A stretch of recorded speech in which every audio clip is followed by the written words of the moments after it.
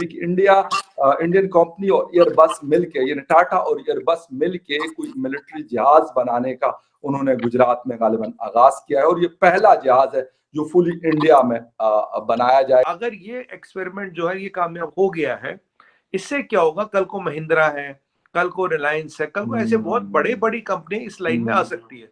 तो अब हम शुरू कर रहे थे एलसीएच से, एलसीए पे आ गए, 5G पे आ गए, एयरक्राफ्ट कैरियर पे आ गए, तो अब ट्रांसपोर्टर में भी जो 3 से 5 कंट्री मिलिट्री ट्रांसपोर्ट जहाज जो है उसकी इंपॉर्टेंस सुनील जी बहुत ज्यादा है, नो डाउट। आप मुझसे बहुत बेहतर जानते हैं इस चीज को कि उसकी इंपॉर्टेंस कई ज्यादा है। लेकिन सर ये कहा, मतलब कितनी बड़ी चीज है, बेशक अंडर लाइसेंस बन रहा है लेकिन एयरबस बना रहा है। मेरा नहीं ख्याल, मेरी नॉलेज के मुताबिक, मुझे एग्जैक्ट नहीं आइडिया, लेकिन शायद बहुत कम कंट्रीज को ये एक्सेस है, फ्रांस दे रहा है सर ये अरेंजमेंट। और इसीलिए मैंने बोला था ना, यहाँ से एल्युमिनियम का रोल निकलेगा, वहां से जहाज बन के निकलेगा। फर्स्ट इन द वर्ल्ड है। हाँ, फर्स्ट इन द वर्ल्ड है। ऐसा अरेंजमेंट कहीं नहीं। हाल मैं सारा देख रहा हूँ कि पाकिस्तान के पास सबसे बड़ी बात यह है कि हमारे पास ज़र मुबादला की कमी है, हमारे पास पैसे ही नहीं है भाई। कि एक तो जो माल है 70% वाला इंडिया में ही बनेगा, 70% जॉब्स यहाँ आएगी, 25,000 जॉब्स ये क्रिएट करेगा, डायरेक्ट इनडायरेक्ट जॉब्स। उसके बाद Tata can become international player and Gujarat will come in the world aviation map. तो इसके जो आप देख रहे हैं बहुत सारे फायदे हैं, और आप 3 से 5 कंट्रियों के क्लब में घुस जाओगे जिसके पास मिड रेंज जो है एयरक्राफ्ट कैरियर बनाने की सलाहियत है। हम थोड़ा प्रैक्टिकली देखें, इंटरनेशनल रैंकिंग्स को देखें, जो पूरी दुनिया में इंटरनेशनल रैंकिंग्स बनती हैं, उसके हवाले से आपको कोई नॉलेज है कि हम कितने नंबर पे आते हैं? एयरफोर्स हमारी पाकिस्तान की और इंडिया की। पाकिस्तान की एयरफोर्स अगर आप देखें ना तो इंडिया तो कुछ भी नहीं है। इंटरनेशनल रैंकिंग जो एक प्रॉपर एक अदारा है, वो नेशनल अमेरिका के बाद पाकिस्तान है। हम तो हाँ जी, अमेरिका के बाद अगर है ना तो पाकिस्तान है। पाकिस्तान, इंडिया तो कुछ भी नहीं है। इंडिया तरीके से हम पिछले अगर 1-2 महीने की बात कर लें, वॉरशिप कैरियर बनाया गया, बहुत ज्यादा बात हुई उसके, मैंने और आपने बात की। उसके बाद ये 5G, वो 36 रॉकेट जो है लॉन्च किए गए, सैटेलाइट लॉन्च किए गए कि रॉकेट से। इस तरीके से सर ये फेजेस में जब हम लास्ट 2-3 मंथ्स का एनालिसिस करते हैं तो बहुत बड़ी अचीवमेंट्स हैं। ये हम ये कह सकते हैं कि नरेंद्र मोदी जी जो 8 साल से काम कर रहे थे उसका जो यानी फ्रूट है वो अभी जाकर पक कर तैयार हुआ है और वो खाने के लिए आ रहा है मार्केट में। देखिए फखर भाई, आपने मेरे मुंह की बात छीन ली, क्योंकि मैं एग्जैक्टली यही पॉइंट कह रहा था। देखिए, हम एलसीए से बात करें, एलसीएच की बात करें, हम एयरक्राफ्ट कैरियर की बात करें, हम 5G की बात करें, हम 36 सैटेलाइट्स की बात करें, और आज हम ट्रांसपोर्टर की बात करें, ये 7 चीजें करीब करीब 2 महीने में, 60 दिन में आपको लाइन में दिख जाएंगी। और हमने शायद सब पे बात की, मैंने नेशनल टीवी पे सब पे बात की कि आज मैं ट्रैवल कर रहा था तो इस पे बात नहीं हुई, ये अपना ट्रांसपोर्टर पे। बाकी सब विषयों पे मैं बात कर चुका हूँ।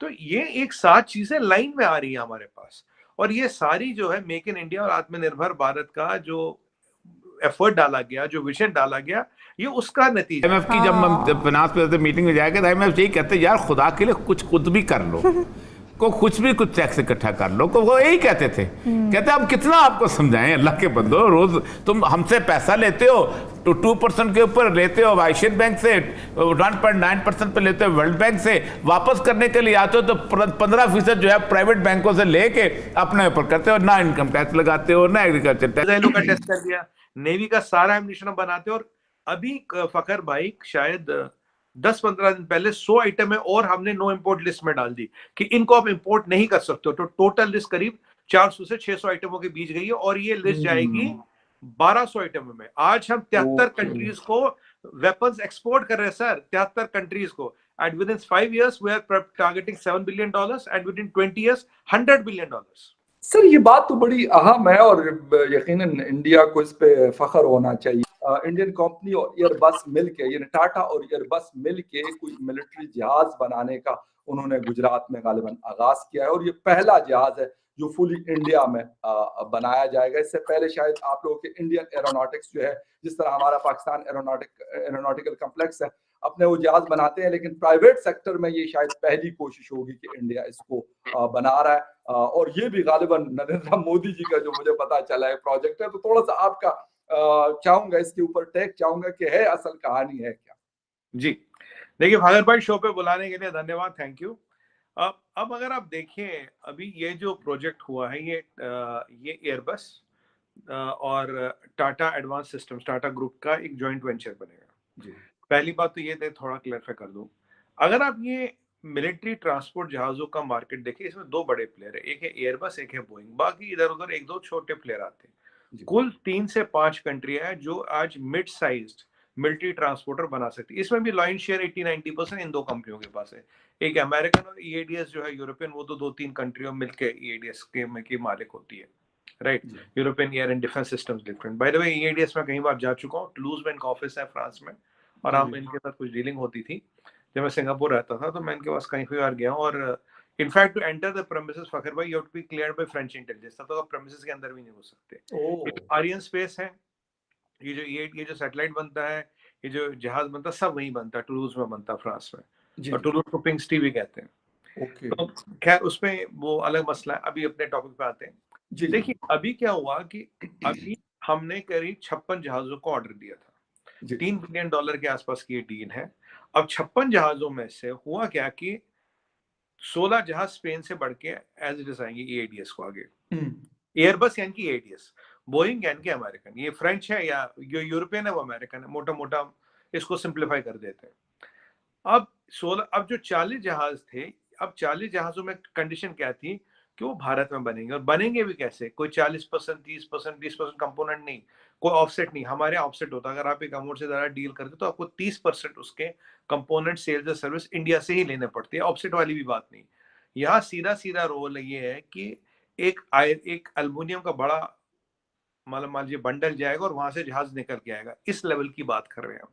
वैल्यू एडिशन की बात नहीं करें, असेंबली की बात नहीं करें, कोई छोटी मोटी चीज नहीं करें, इसमें लाखों कंपोनेंट होते हैं, 10 लाख से ज्यादा कंपोनेंट है। अब ये जो जहाज है, बाकी 40 जहाज इंडिया में ही बनेंगे। अब ये जो एयरबस है, Airbus will license Tata Advanced Systems to do it under a license. But Fakhar भाई मजे की बात ये कारखाना इन 40 जहाजों के बाद बंद होगा नहीं, पहली बात। तो उसके बाद ये दोनों देखेंगे कि क्या हम कोई एडवांस कोई और मार्केट या कुछ और ढूंढ सकते हैं। इसके अलावा कोस्ट गार्ड की रिक्वायरमेंट है, इसके अलावा इंडियन एयरफोर्स की और रिक्वायरमेंट है।